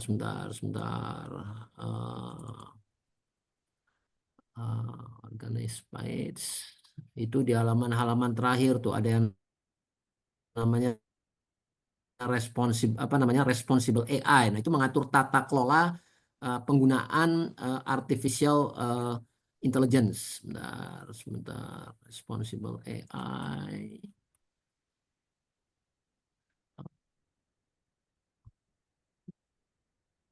Itu dari halaman 303 sampai halaman 332. Jadi ada kurang lebih 30 halaman dedicated mengenai tata kelola untuk penggunaan Gen AI. Ya, jadi pertama itu adalah dari BCG, Building Robust Responsible AI Program as a Third Party AI Tools Proliferate. Kemudian dari Bain Capital itu Adapting Your Organization for Responsible AI. Kemudian dari BCG A Guide to AI Governance for Business Leader.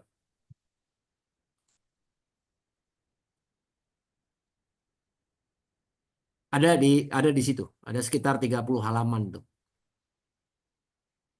Berarti udah ada jawabannya di artikel yang tadi di-share oleh Bang Ijal ya di grup ya. Di chat ya tadi ya. Ya. Nah, ini kayaknya nanti dirangkum sama Mas Yandi udah di-breed juga nih. Mantap. Silakan jika ada pertanyaan lainnya dari teman-teman. Oh, ada Pak Mirza juga nih sekarang. Pak Rinaldi kayaknya ketendang lagi ya, mungkin lagi di perjalanan ya. Nah mungkin ini juga Bang Ijal, karena kan kita tadi dibilangnya FOMO ya. Kalau kita nggak masuk ke AI atau telat masuk, pasti kita ya istilahnya yang ngerasa ketinggalan jauh lah sama perusahaan lainnya. Nah, di satu sisi kita ngejar gimana supaya kita bisa compete di AI ini, mengembangkan AI-nya sendiri dan lain-lain. Di sisi lain kita juga concern dengan tadi itu responsible AI-nya. Nah, kalau kita misalkan ngejar dua-duanya biasanya ketika kita ngebut kita ngerem terus tuh karena Sorry, terkait tadi dengan putus apa jadi apa responsible. namanya? Sebentar, ini connection internet saya agak nggak Oh, stabil. putus-putus ya? Iya, nggak. Oke. Jadi gimana? Jadi tadi Jadi di sisi lain kita responsible pengen AI. ngebut nih buat AI atau misalkan adopsi AI ya. Tapi di sisi Ya. lain direm oleh yang tadi itu responsible AI. Padahal biasanya kan kita Oh, harus tadi ngecer mengenai dulu apa yang mengenai policies-nya. ya polisinya. Kalau misalnya di Eropa kan ada GDPR ya. Makanya sekarang Eropa itu terlambat Ya. mengadopsi AI karena GDPR, Bang Ijal. Makanya orang Amerika. Jadi kalau istilahnya kalau sekarang tuh ada meme-nya itu yang bikin AI itu Amerika, USA, yang meniru AI itu Cina, yang bikin policy itu Eropa. Jadi mereka menikmati di sisi polisinya saja. Tapi mereka tidak berkembang gitu ya. Itu gimana tuh Bang Ijal tuh untuk trade off-nya tuh? Iya, jadi kalau ini kesimpulan saya ya, kesimpulan saya itu kok saya merasa at the end of the day itu hanya 2% daripada perusahaan yang mampu menerapkan Gen AI secara kafah. Kafah itu artinya adalah dari priority, dari people, dan dari policies. Ini bukan untuk bukan untuk dibahas lebih dalam di sesi ini, tapi itu implikasinya untuk kesenjangan ekonomi luar biasa sekali, sangat luar biasa sekali, ya, sangat luar biasa sekali. Jadi memang kalau ditanya pertanyaan tadi, bila mana perusahaannya itu siap mengadopsi Gen AI, itu harus menjaga keseimbangan 3 tadi, Mas Denny. Priorities, people, dan policies. Jadi nggak bisa tuh, waduh saya nggak mau menginvest Gen AI karena saya tidak punya policies. Itu nggak bisa. Ya, 3 tadi ini priorities, people, dan policies ini harus jalan. Ya, harus jalan nih 3-3-nya ini. Jadi tidak melakukan investasi di Gen AI karena tidak menyiapkan policies itu bukan alasan yang tepat itu, ya. Itu bukan alasan tepat. What you said about European companies absolutely correct. Saya malah takut European companies itu akan makin tertinggal dengan perusahaan-perusahaan di luar Eropa karena menggunakan alasan yang tadi itu. Kira-kira begitu. Ya, tapi menemukan keseimbangan 3P ini memang luar biasa berat. luar biasa berat. Kesimpulan saya setelah saya baca artikel ini, wah ini ciloko iki. Iki ciloko 12. Kenapa? Karena hanya sedikit perusahaan yang bisa membalance 3P tadi. Ya. Ya. Tapi juga saya bertanya, kalau yang bisa itu hanya 2%, lalu yang bikin Gen AI itu profitability-nya gimana ya masa depannya? Tahu maksud saya, yang bakal sukses menggunakan hanya 2%. Berarti Bang Ijal, ini maaf, Ya. berarti 90 apa? Lalu 98% perusahaan yang yang bikin gagal Gen itu AI ini butuh masa konsultan depannya dong. itu pertanyaan-pertanyaan di sesi berikut lah. Ya, silakan Coach CH. Ya Tadi berarti kayaknya terputus Bang Ijal. ya berarti 98% yang gagal itu butuh konsultan AGI integrator, business integrator gitu ya. Yuk, mari kita Bikin konsultan ya. bikin konsultan AGI business integration. Wah, kayaknya cakep itu. Marketnya blue ocean banget soalnya. Kalau lihat dari tadi ramalannya Bang Ijal. Iya, mungkin aja, tapi juga saya nggak tahu is it easy to do that or not gitu ya. Karena pengalaman saya sehari-hari itu Gen AI itu sekarang tadi masih FOMO, merupakan kayak apa ya, kayak bahan promosi. Oh, saya pakai Gen AI gitu. Bahkan sebenarnya yang dipakai bukan juga Gen AI, itu hanya more kepada orang tuh masih belum bisa membedakan basic antara automation, kemudian artificial intelligence dan Gen Hmm. AI. Itu aja orang masih bingung kan. Wah, ini sebenarnya automation tapi dibilangnya Gen AI kayak begitu kira-kira ya.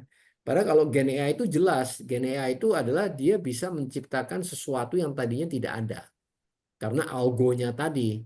Ya, jadi sesuatu dikatakan Gen AI adalah dari tiada menjadi ada. Itu adalah Gen AI. Itu. Kalau nggak ada yang nanya, saya boleh nanya nih ya. Mungkin Ya, silakan Coach CH. ya eh, kecenderungan teknologi itu kan menjadi ubiquitous atau disappear in the background gitu. Jadi kita nggak pernah ngerasa makainya, tapi eh, teknologi itu ada gitu. Nah, kecenderungan AI menurut paper itu ada apakah akan menjadi ubiquitous gitu ya, atau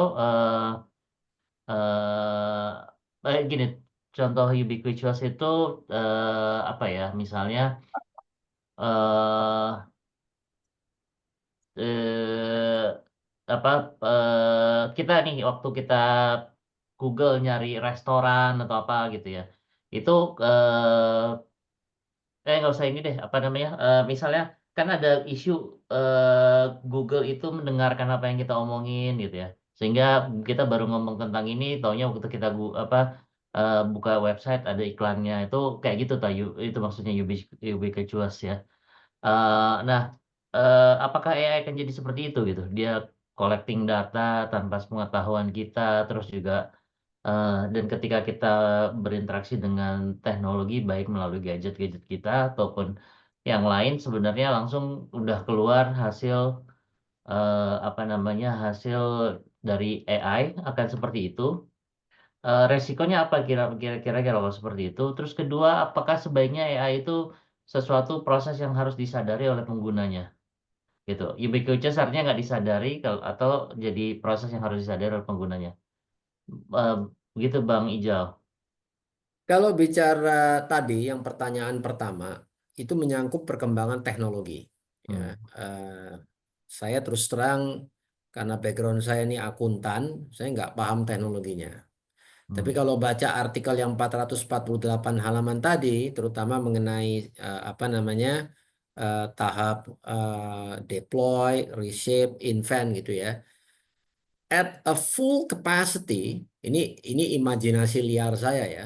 At a full capacity, ya, Gen AI ini bisa menggantikan fungsi direktur keuangan, direktur marketing, Wah, dan direktur corporate development.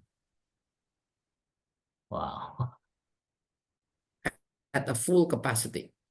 Ya, karena kalau kita bicara mengenai laporan keuangan, once you are in the event, ya, yang namanya laporan keuangan, yang namanya internal audit, yang namanya funding strategy, ya, itu bisa digunakan oleh generative AI as long as algonya nggak bias, ya.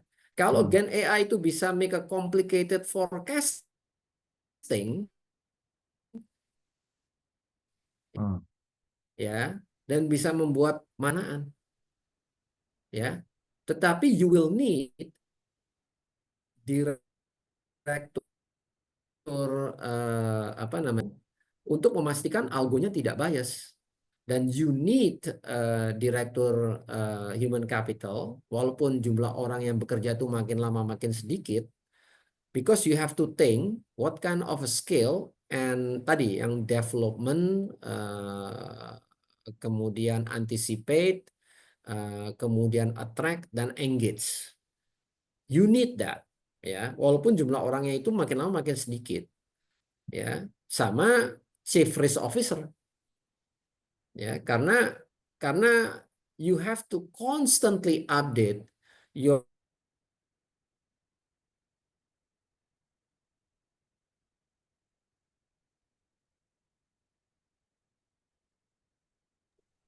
Putus ya kayaknya, nge-freeze. Oh, nge-freeze ya. Di saya juga nge-freeze. Oh.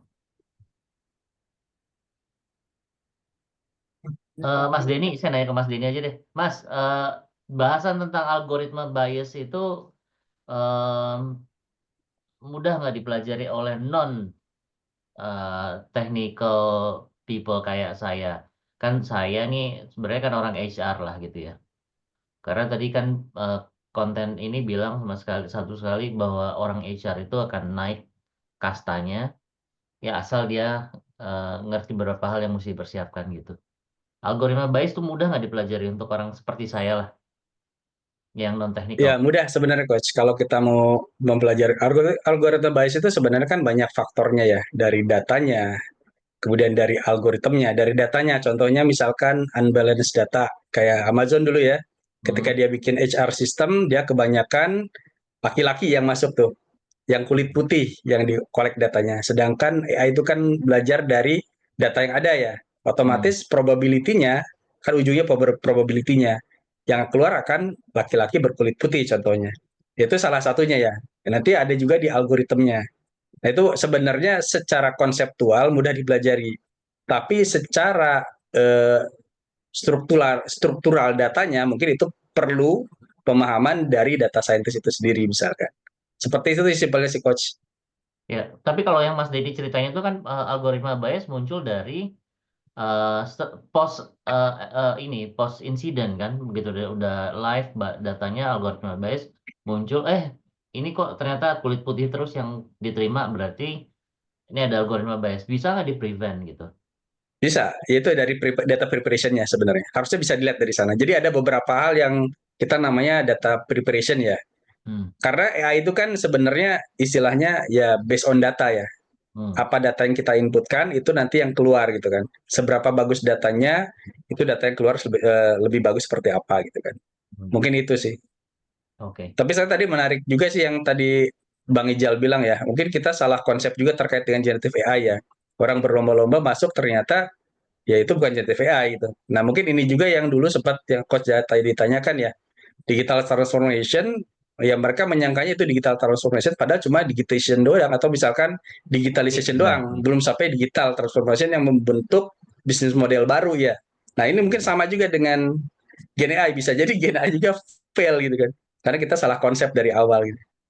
Ya itu sih menariknya sih. sorry tadi aku kepental putus Ya tadi koneksinya. keputus ya Bang Ijal ya. Iya, Ya. tapi udah dijawab tadi pertanyaan kedua ya. Belum, Sudah kerja belum coach ya tadi? belum. Belum, yang kedua Pertanyaan belum ya keduanya Bang apa sih Ijal? tadi? Yang kedua tuh apakah ini ya teknologi AI itu baiknya running in background atau harus ada conscious decisions menggunakannya, dan apa Oh ya ya ya, resikonya? gini. Jadi responsible AI itu is a big thing, Hmm. is a big thing, ya. Is a big thing karena memang ada semacam kekhawatiran bahwa kalau tidak dikendalikan, responsible AI ini memang mampu menggantikan manusia. Saya bukan ngomong apa namanya skenario film Terminator itu bisa terjadi ya, saya nggak mau ngomong begitu gitu ya. Tapi responsible artificial intelligence itu adalah is a big thing, ya. Jadi kalau dengar itu di internet tuh udah banyak tuh orang yang apa namanya yang teriak-teriak AI ini harus dibatasi, AI ini harus Ya. dibatasi. Itu part of responsible AI. Ya, jadi emang menarik tuh responsible. Jadi sekarang Facebook kan banyak mengeluarkan open source terkait dengan Gen AI ya.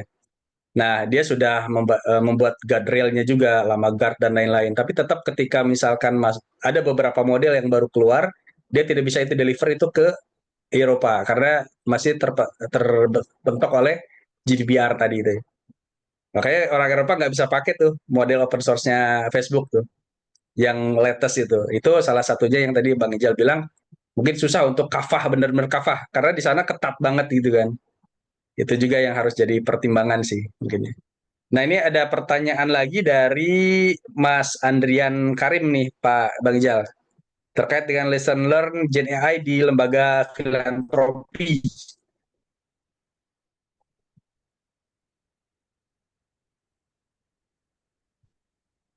Oke, Oh, jadi ya, silakan.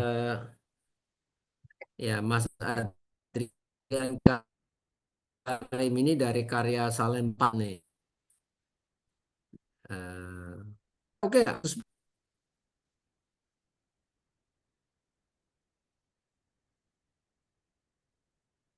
oke ya suara saya ya, Mas Denny ya. Ya, sudah masuk lagi Bang Ijal. Ya, oke. Untuk di perusahaan nirlaba, terus terang aja ya, terus terang aja itu kembali lagi kepada investment cost dan apa namanya dan apa yang ingin dicapai dengan menggunakan Gen AI, begitu ya. Jadi kalau kita ngomong perusahaan atau lembaga filantropi, itu competitive advantage-nya itu bukan kepada bisnis proses. Lembaga filantropi itu competitive advantage-nya ada di visi dan misi. Ya. Jadi berbeda dengan apa namanya dengan perusahaan komersial, ya. Nah, apakah Gen AI itu bisa membantu lembaga filantropi? Bisa, tetapi lebih kepada non-core use. Ya, jadi misalnya meningkatkan produktivitas kalau di karya Salemba 4 ya, meningkatkan produktivitas dalam hal menyaring orang yang berhak menerima beasiswa. Nah, itu bisa menggunakan generatif AI, ya, menggantikan fungsi interviewer untuk calon-calon penerima beasiswa, ya. Tapi itu lebih kepada automation, ya, bukan kepada tahap invent untuk mencari new business. Karena lembaga filantropi itu sekali lagi comparative advantage-nya ada di visi dan misi. Menjawab nggak pertanyaannya, Mas Adrian Karim? Sangat, Pak. Terima kasih banyak. Menjawab ya? Ya, Ya, thank you. oke. Ya. Ini di bawahnya langsung ada pertanyaan lagi nih Pak Bang Ijal, panjang nih.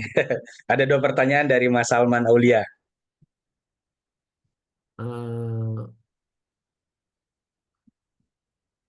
Bagaimana generatif AI dapat membantu mengidentifikasikan pola operasional yang berpotensi mengurangi proses produksi seperti optimasi proses atau pemanfaatan energi? Bisa banget, ya, bisa banget. Ini yang di artikel yang saya baca itu adalah Exxon menggunakan artificial intelligence untuk one of the thing adalah mengatur tekanan, dan membuat tekanan itu kan adalah energi ya. Itu kan butuh energi itu kalau kita proses oilnya itu fracturing, itu tekanan itu harus diatur sedemikian rupa. Tadi saya udah bilang tekanannya terlalu rendah minyaknya nggak keluar, tekanannya terlalu tinggi minyaknya juga nggak keluar. Nah, jadi ini bergantung kepada data set, ya, yang akan di-provide kepada algoritma yang digunakan specifically untuk untuk membuat proses produksi itu lebih efisien. Jadi Bisa banget, bisa banget. Ya, yang dibutuhkan itulah dataset yang komplit, kemudian algo yang tidak bias, sehingga tujuannya itu adalah membuat apa namanya proses itu bisa optimum. Ya, apakah secara natural mereka akan membuat profiling pada user, misalnya karena bergerak ekonomi, pertanyaannya akan cenderung ke bidang tersebut, termasuk personal user. Ini sebenarnya begini, mesin itu dia netral. Ya, pertama kali dia dia dia apa namanya dia di apa namanya dijalankan, dia di gen akan belajar. Mesin itu akan belajar. Nah, pada saat dia belajar itu bergantung input apa yang akan kita masukkan ke dalam mesin tadi. Ya. Dan disinilah pentingnya, tadi kan ingat kan, sanitize data yang akan digunakan dalam hal training, dalam periode training model. Training model itu adalah pada saat mesin itu masih baru dan dia baru belajar. Itu namanya dalam hal training model atau training phase. Ya. Ini kembali kita pakai Gen AI itu untuk apa? Apa untuk tujuan general, apa tujuan spesifik? Kalau tadi tujuannya itu adalah untuk optimisasi produksi, Gen AI itu supaya cepat menghasilkan investment dibandingkan productivity gain, optimisasi produksi tadi.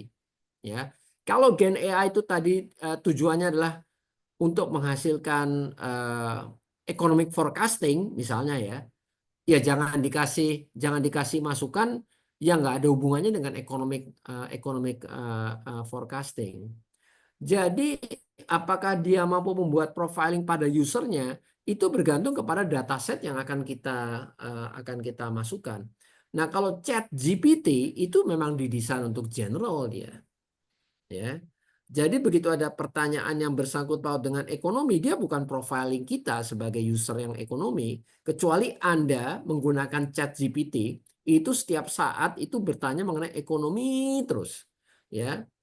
Jadi begitu Anda login nama Anda dikenali sebagai orang yang bertanya ekonomi. Maka itu ada advice kalau pakai Chat GPT itu jangan tanya hal yang sama aja, ganti-ganti aja. 5 pertanyaan ekonomi, kedua 2 pertanyaan mengenai kalau belum punya istri, kira-kira menurut Anda istri atau suami saya yang paling cocok apa gitu. Jadi dia nggak memprofil apa namanya nggak memprofil Anda. Kemampuan profiling itu sebenarnya bergantung kepada dataset yang akan diinput ke dalam algo tadi. Itu sih jawaban dari saya, Mas Salman.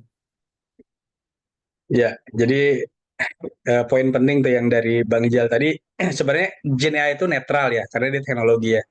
Nanti yang mengarahkan itu adalah sebenarnya tadi algoritmnya atau misalkan lebih tepatnya mungkin vendornya ya. Kalau kita develop Gen AI itu biasanya emang tidak ada memorinya, dia short term memory. Apa yang kita tanya itu nggak bisa kita follow up gitu. Nah, Chat GPT salah satunya dia ada yang namanya memori ya. Mungkin teman-teman pernah coba juga untuk generate image ya kayak kemarin Coach Jaha Udalan atau yang lainnya. Apa sih yang kamu tahu tentang saya? Dia akan generate image sesuai dengan pertanyaan-pertanyaan yang pernah kita jawab gitu. Nah, itu artinya dia menyimpan. Nah, cuma kemampuan menyimpan ini sebenarnya tergantung siapa yang menginisiasi. Misalkan kalau digunakan Facebook, dia pasti disimpan karena dia akan butuh profiling usernya gitu kan. Tapi Gen AI itu Chat GPT misalkan, itu kita bisa clear juga memorinya. Nah, kalau misal kita buat Gen AI sendiri, bahkan kita bisa pilih apakah itu mau di keep atau mau di loskan gitu istilahnya. Nah, jadi hal-hal seperti itu sebenarnya balik lagi Gen AI itu toolsnya itu sebenarnya netral, tapi ketika digunakan oleh vendor-vendor tertentu dia akan menggunakan ketika menggunakan hal tersebut sesuai dengan bisnis yang mereka lakukan. Facebook bisnisnya profiling, ya pasti data kita di profiling terus. Apa yang sering kita lakukan, behaviornya dan lain-lain. Ya sistemnya seperti Netflix lah, misalkan kita nonton Netflix kan ada recommendation systemnya. Bahkan recommendation system itu bukan hanya dari profiling diri kita, tapi teman-teman kita juga. Jadi kalau misalnya kita bukan Netflix, mungkin profilingnya bukan dari kita, dari teman-teman yang kita interaksi dan lain-lain. Atau misalkan sesama penyuka film genre tertentu gitu, misalkan seperti itu. Nah, ini juga Ya, ada pertanyaan lagi. Kalau mungkin ada 1 atau 2 pertanyaan lagi, silakan. Oh, ini dari Mas Abdul Fahri ini, Bang Ijal. Terkait dengan success story dari generative AI ya, yang dia membuat produktivitinya naik, apakah ada atau tidak ya? Mungkin di artikel yang 400 halaman tadi ya, mungkin. Oh ada. Dan kita kenal semua namanya Google. Oh iya, udah. Jadi yang sukses itu adalah Google, kemudian Meta. Itu dianggap apa namanya? dianggap sukses mengimplementasikan Gen AI ya. Tapi kalau di luar perusahaan teknologi, ini jawabannya mungkin karena di perusahaan teknologi ini kan menggunakan Gen AI itu baru sampai di tahap reshape, belum sampai di tahap invent. Tapi kalau Google dan Meta itu menggunakan Gen AI-nya sudah sampai ke tahap invent. Jadi dia bisa create new business berdasarkan masukan daripada Gen.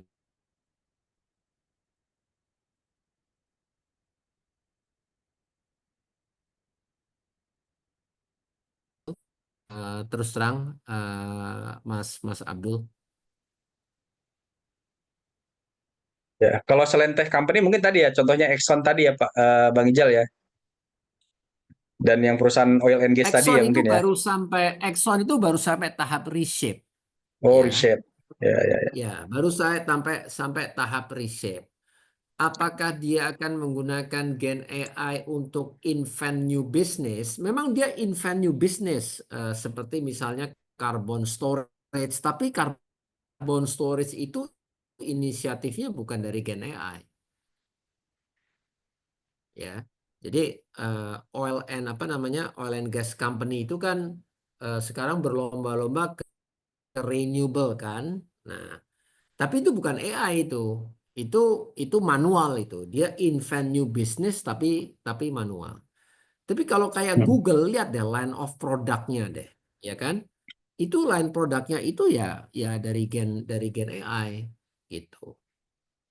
Ya, jadi dia bisa create new business yang involvement orangnya itu sedikit sekali, begitu. Ya, mungkin kalau secara productivity memang ya naik ya. Berarti sudah lewat fase yang tadi pertama kali itu deploy ya. Deploy itu kan bisa menaikkan productivity ya. Reshape itu sudah masuk ke efisiensi ya. Nah, kalau nanti invent berarti dia revenue streamnya dari Gen AI ya. Nah, berarti kalau productivity mungkin sudah ya dilakukan di beberapa perusahaan tadi seperti Exxon tadi ya. Nah, ini ada pertanyaan lagi dari Ya, Pak Gatot, mungkin jadi pertanyaan terakhir ya untuk malam ini. Ada perusahaan di Indonesia yang beli GPU banyak sekali, oh sampai 1.000 ya. Nah, ini apa ya dasarnya perusahaan berani beli 1.000 GPU buat generative AI? Ini kayak saya tahu perusahaannya Pak Gatot. Silakan mungkin Bang Ijal. aku nggak tahu Mas Gatot jawabannya. Tapi kok aku agak pesimis ya, karena bisnis at the end of the day itu kok aku melihat kalau kita ngomong apa namanya Gen AI provider itu kok bakal limited kepada perusahaan tertentu ya, yang memang bisa provide acting as a Gen AI third party provider, terus terang aja. Ini kalau ngomong kayak misalnya siapa sih yang bisa melawan Nvidia? Enggak, di perusahaan mana di dunia yang bisa ngelawan Nvidia gitu ya. Dan perusahaan seperti Nvidia itu nanti ujung-ujungnya untuk mempertahankan market share-nya, ya dia cutting harga aja, ya. Dia akan cutting harga sedemikian rupa sehingga kompetitor tuh akan susah untuk apa namanya untuk masuk ke bisnis bisnis itu. Nah, selain Nvidia itu adalah perusahaan sekelas Amazon atau Microsoft yang memang mempunyai capacity untuk provide Gen AI as a third party provider, karena mereka cukup advance. Jadi kalau ditanya tadi perusahaan mana sih yang sudah masuk dalam reshape ya, itu selain dua tadi yang yang Google dan Meta, itu adalah Amazon, kemudian Microsoft. Tapi ya saya bilang itu masih dalam lingkup teknologi company ya. Jadi kalau ditanya, aku nggak ngerti tuh beli 1000 GPU buat Gen AI itu untuk apa gitu loh. Jadi apa ya? eh, Ya nggak ngerti, aku nggak bisa jawab Mas Gatot kenapa mau beli. Mungkin mungkin mungkin diundang aja Mas Gatot atau ditelepon, kok kamu berani beli 1000 GPU itu buat apa gitu. Itu Saya ada seru jawabannya banget. sebenarnya Pak Gatot, tapi nanti after party aja Pak Gatot. Oke, oke, oke, oke. Tapi satu ya, mumpung masih belum diputus, menurut saya gini ya. Jadi dari persentasenya Bang Ijal itu tadi yang 2% tadi, menurut saya kok jadi malah menarik ya. Saya malah melihatnya banyak Melihat Blue uang. Ocean ya Pak. Iya. Betul, karena sebetulnya saya setuju dengan yang dikatakan Coach Jaha tadi ya. Justru sebetulnya peluang kita tuh malah gede gitu loh untuk membantu algo bias bahkan. Ya nggak apa-apa, kita consultingnya adalah membuat bias di algo. Maksudnya gini loh, kan bias itu tidak harus jelek kan. Maksudnya ya kayak digitalisasi itu kan sebetulnya bias. Karena ya kayak Facebook gitu ya, algonya udah jelas. Getting as much as possible, as many as possible, people visiting Facebook gitu. Udah jelas kan? Dan itu bias gitu. Jadi bias itu not necessarily bad gitu. Nah, mungkin kita bisa ngobrol nanti di sana gitu. Saya setuju dengan Coach Jaha, saya nanti siap jadi yang angkat tasnya Coach Jaha lah. Bantu Coach Jaha. Masa sih saya durhaka murid sama guru. Bener ini, saya setuju nih Coach Jaha ini memang naluri bisnisnya bagus itu. Keren. Cepet nangkap opportunity-nya cepet ya Coach Jaha tuh. Cepat. Nah, makanya saya belajarnya dari ngangkat tasnya Coach Jaha dulu. Ya. Aduh. Saya siap jadi bendaharanya nanti Pak Gatot. Dan ini mungkin ada pertanyaan terakhir ya, ini menarik Kasih dari Mas Denny. Mbak Netania ya Mbak ya mungkin ya. Selamat malam Bang. Ini silakan Bang Ijal mungkin langsung aja. Terkait dengan comparative Ya, advantage ya selain saya productivity terpaksa gain. matiin video ini karena Ya nggak apa-apa Bang Ijal. mungkin sambungan Sinyalnya ya. Ya. internetnya jelek ya. Jadi ya. Jadi kalau kita udah bicara comparative advantage itu biasanya penerapan Gen AI-nya itu sudah di level infant. Ya, jadi tadi kan jelas tuh kalau kita deploy itu kita masih ngomong productivity gain, kalau kita reshape itu masih di level productivity gain cuman lebih besar lagi. Nah, kalau comparative advantage itu udah di level infant sebenarnya. Ya, jadi Gen AI itu digunakan untuk menemukan bisnis-bisnis baru yang sangat sulit ditiru oleh kompetitor kita. Ya, atau nggak harus bisnis baru, menemukan suatu proses bisnis proses yang sangat sulit ditiru oleh kompetitor kita. Ya, nah itu namanya sudah menjadi comparative advantage. Ya, jadi memang saya tadi bilang Gen AI ini bukan overnight lalu menjadikan kita perusahaan Superman gitu, enggak.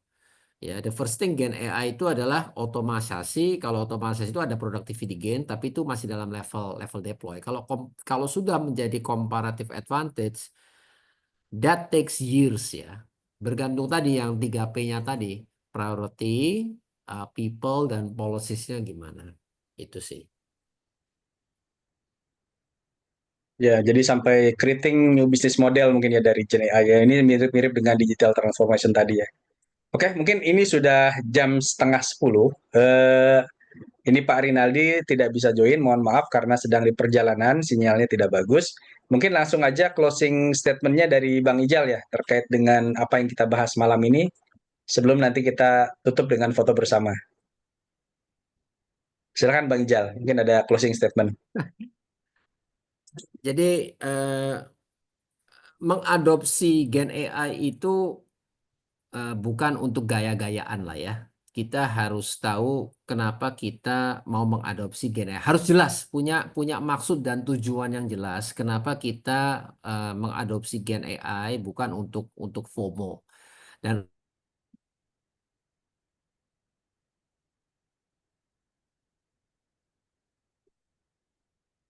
Hilang.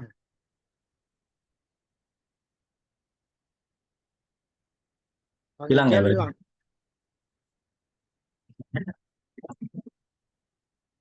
Ya, hari ini Oke, memang kayaknya sinyalnya jelek. ini sinyalnya kurang bagus ya. Mas Denny closing statement juga bisa tuh. Oke, mungkin karena Bang Ijal kayaknya terputus lagi, eh, mungkin kita akhiri untuk sesi BRID 222 ini di sini pada malam ini. Terima kasih banyak atas kehadirannya. Nanti jangan lupa hadir lagi di BRID minggu depan. Kita akan membahas terkait dengan apa ya tadi ya terakhir itu super komunikator. Jadi Super dari Uda Alan ya kalau nggak salah ya. Kita bahas buku Alan, terkait dengan ya. super komunikator, bagaimana menjadi ini buku bagus banget sebenarnya. Saya udah baca juga, bagus banget dan bisa dipraktekkan oleh siapapun untuk bikin engagement dalam suatu komunikasi ya. Terima kasih banyak atas kehadirannya teman-teman semua. Sebelum kita berpisah, kita foto bersama dulu.